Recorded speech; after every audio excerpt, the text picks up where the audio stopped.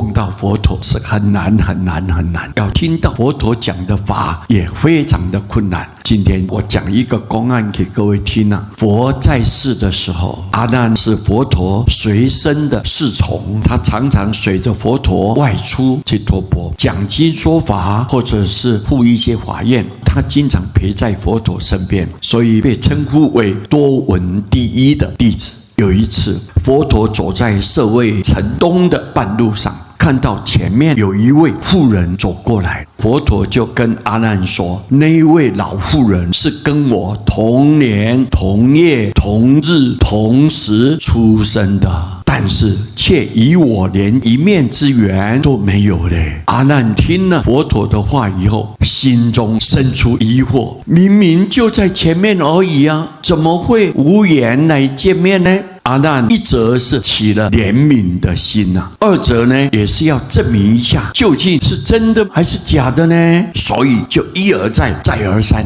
请求佛陀走到那一位老妇人的面前，好让他见到佛陀一次面，来结一个善缘呐。佛陀也正想证明给阿难看看，这个事情是真实不虚的。为证明事实，佛陀就往老妇人的方向走去了。哪里知道啊，这个老太太马上就错过面啊，转了一个方向去了。佛陀再转个身，朝着她又走去，不料他仍然转另外一个方向去。佛陀连着试了好几次，依旧都是如此，连见佛陀一面的缘都没有。阿难看到这一幕啊，除了深信佛语啊，佛讲的话是不虚之外，就感叹说，业力之大，真的是不可思议啊。所以我们要了解，佛陀虽然现在不在人间，但是他留的法就如同佛亲自来告诉你一样的。